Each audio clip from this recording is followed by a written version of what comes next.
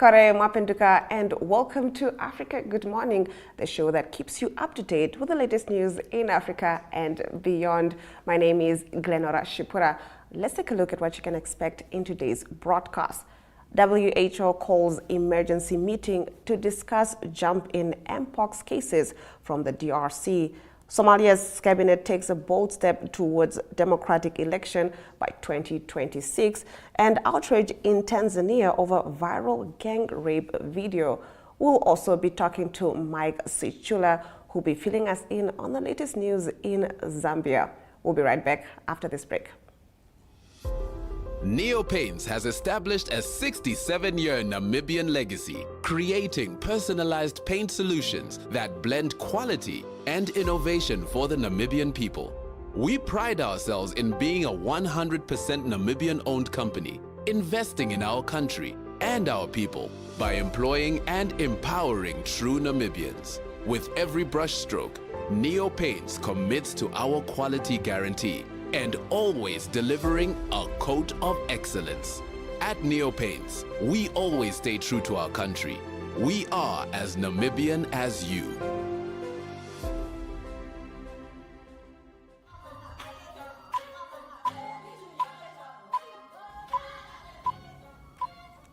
Getting into our top stories, the World Health Organization has called an emergency meeting to discuss a jump in mpox cases spreading from the Democratic Republic of Congo.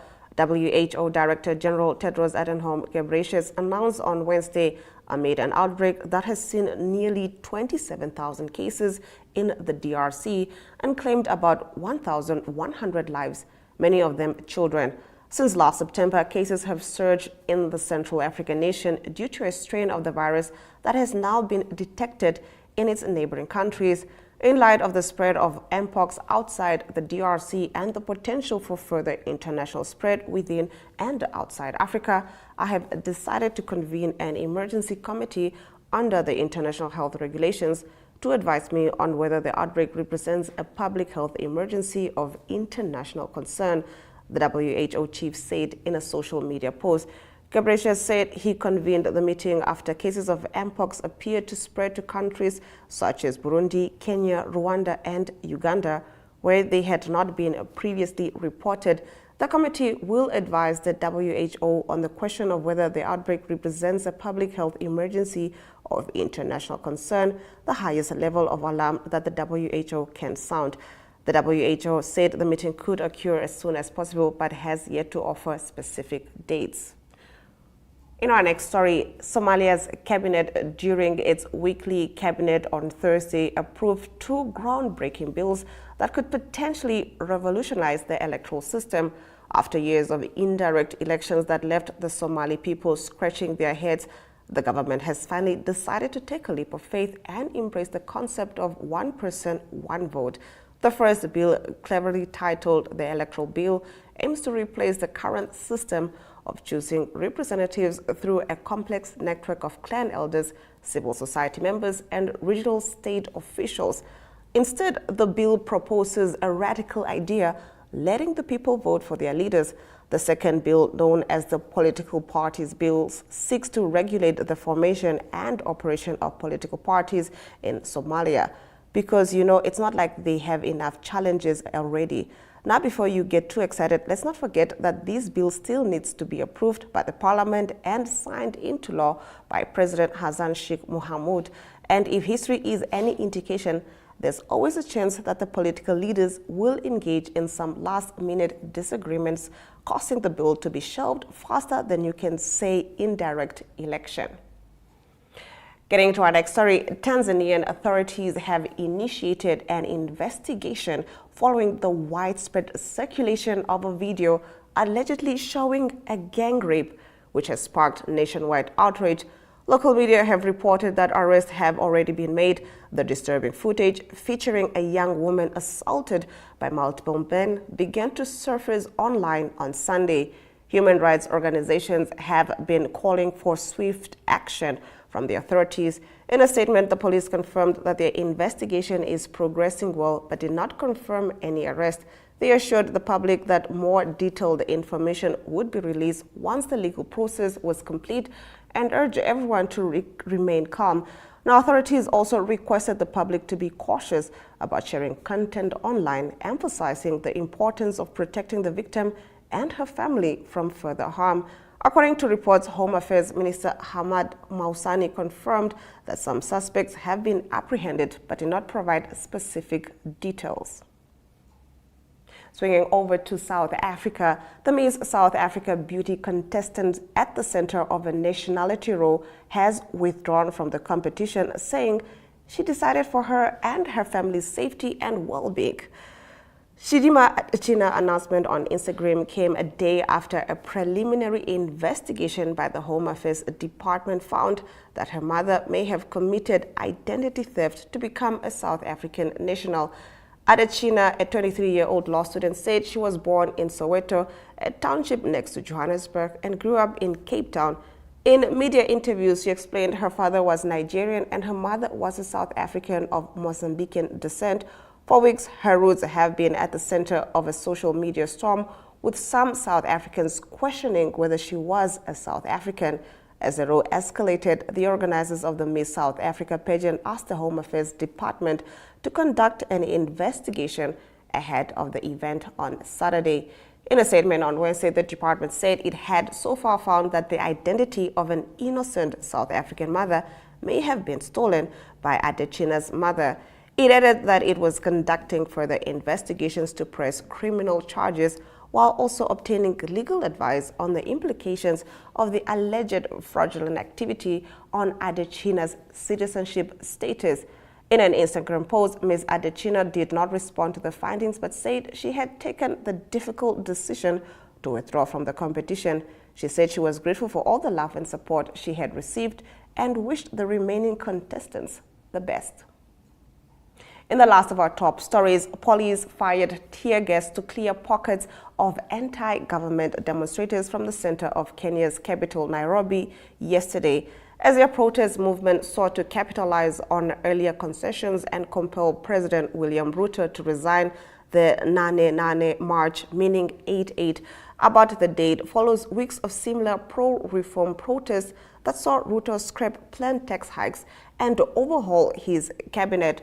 The youth-led nationwide protests began peacefully in June before turning violent, and more than 50 people have been killed. Shops were shut and streets left deserted after riot police set up roadblocks and threw tear gas canisters to disperse handfuls of protesters across Nairobi's financial district. Now, police have fired tear gas at one group of a dozen protesters chanting "Ruto must go," a Reuters journalist reported.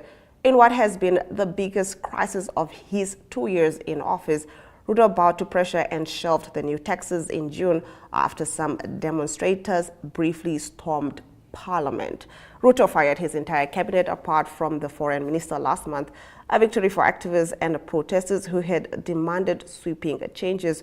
Ruto then named opposition members to his cabinet, but activists criticized the move as a corrupt deal and reiterated demands that he resign. That concludes our top stories. On the other side of the break, we'll be talking to Mike Sichula, giving us the state of affairs in Zambia. Welcome to Namibia, where adventure meets tranquility. With Enjoy, you have access to a wide range of accommodations to suit every traveler's taste and budget. Experience the finest dining and hospitality Namibia has to offer. Booking your dream accommodation is just a few clicks away with Enjoy. Join thousands of happy travelers who have trusted Enjoy for their Namibian getaway. Your gateway to unforgettable Namibian adventures.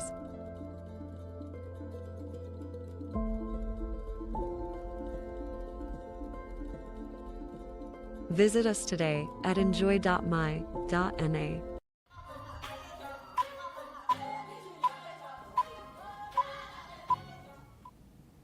We now talk to Mike Sichula, telling us what's happening in Zambia. Good morning, Mike. Africa, good morning to our dear viewers, and good morning, Grenora. Getting into your first story, authorities in Lusaka have shut down a business that was found to be producing counterfeit fertilizer. What exactly is going on there, Mike? Well, this is a company which has been operating since 2023 in Lusaka's Baraston area, and they have been manufacturing fake fertilizer, which is made out of black soil mixed with lime. And the Zambia Compulsory Standards Agency, who are in charge of for enforcing the standards for Compound D fertilizer, says the act is illegal, adding that all those who have been found guilty will serve a jail sentence of up to 3 years. And the Zambia police says 9 suspects in connection with the fake manufacturing fertilizer have been arrested and are in custody pending the investigations, which are still underway. As you may be aware, Zambia is now preparing for the marketing for the agricultural season coming from October into next year. So a number of companies are trying to take advantage of selling fertilizer, which is which is cheaper than the standard fertilizer, which is a little bit expensive on average. Zambians who are involved in farming.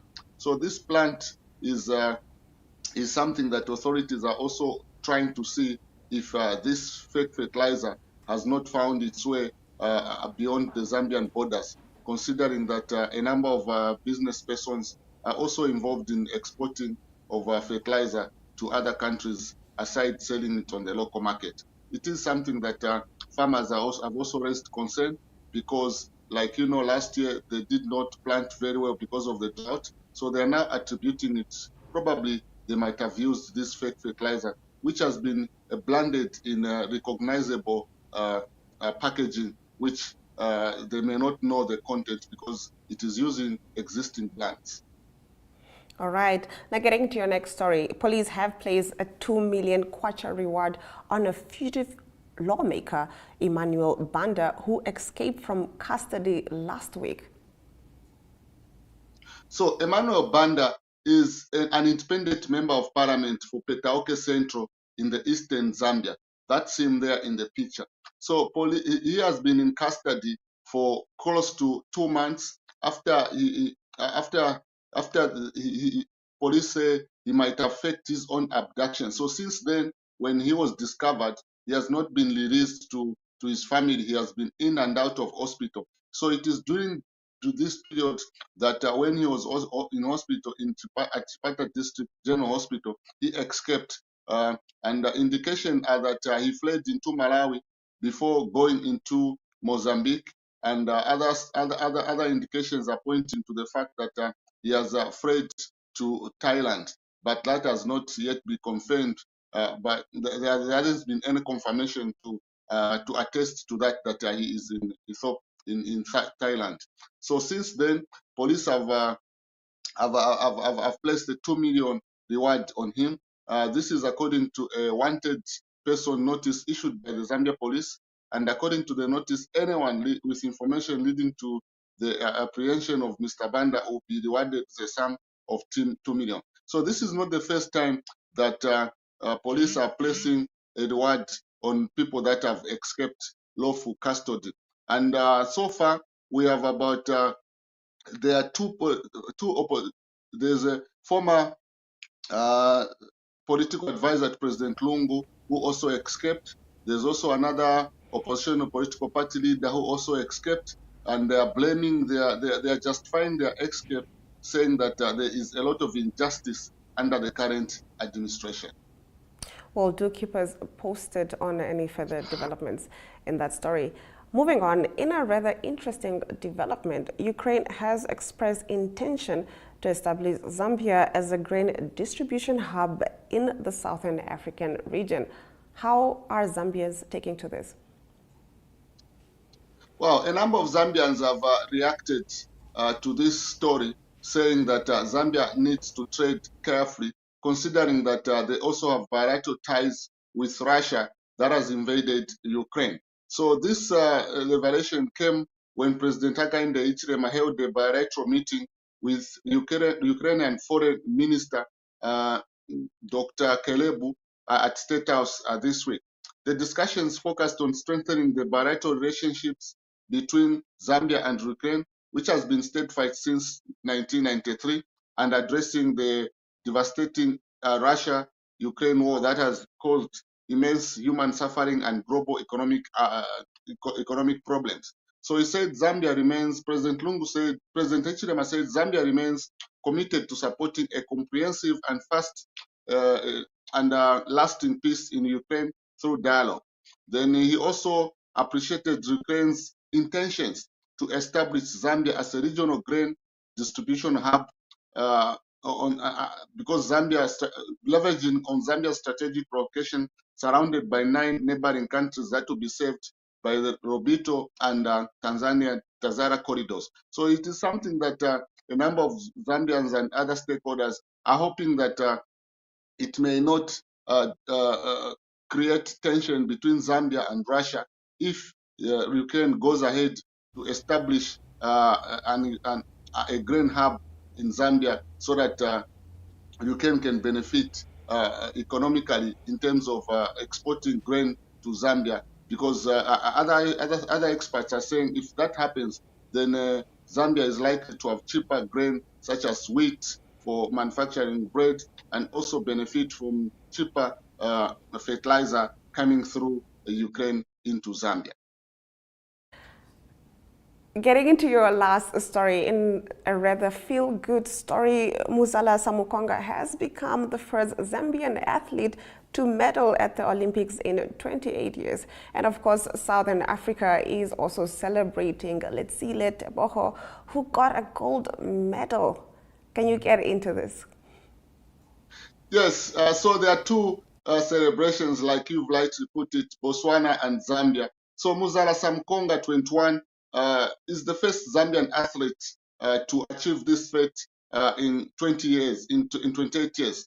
After taking third place in the 400-meter race under 43.74 seconds, which has become a new national record, the sprinter became the first Zambian since 1996 to win an Olympic bronze. So Simkonga is only the third Zambian in history to achieve this feat. The first to earn an Olympic medal was boxer Keith Mwira, who finished third in the lightweight division in 1984. Then 12 years later, sprinter Samuel Matete took second in the men's 400-meter hurdles competition to win a silver medal. So this is a record that Samkanga has managed to achieve after 28 years. And because before he's going into the racetrack, a number of companies pledged financial and material support. In terms of financial support, close to 20,000 United States dollars was pledged if Samkonga was to meet any medal. And after his achievement of this bronze medal, a number of companies have still come on board, and it is expected that the pledges are going to get higher and higher before he arrives back in Zambia. And also, he's also part of the 4x4 relays team, and it is expected that he can use his sprinting skills to enable Zambia achieve another medal at the Olympics. All right, thank you so much, Mike Sichula, for bringing us these stories from the real Africa. Thank you, Africa. Good morning to our dear viewers. Enjoy the weekend. We definitely will enjoy the weekend. Let's take a look at our weather predictions before we return with economic news.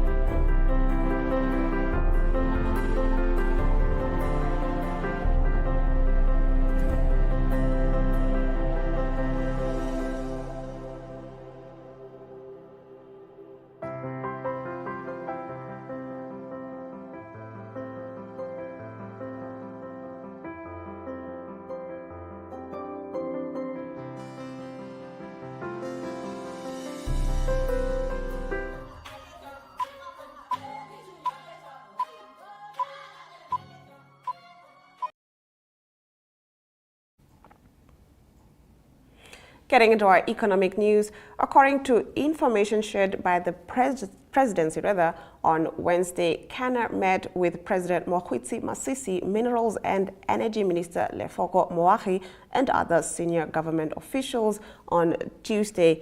Ghana's wholly owned investment group NIU Invest is reportedly studying a possible offer to buy Tati Nickel, Moahi told state television in a brief interview.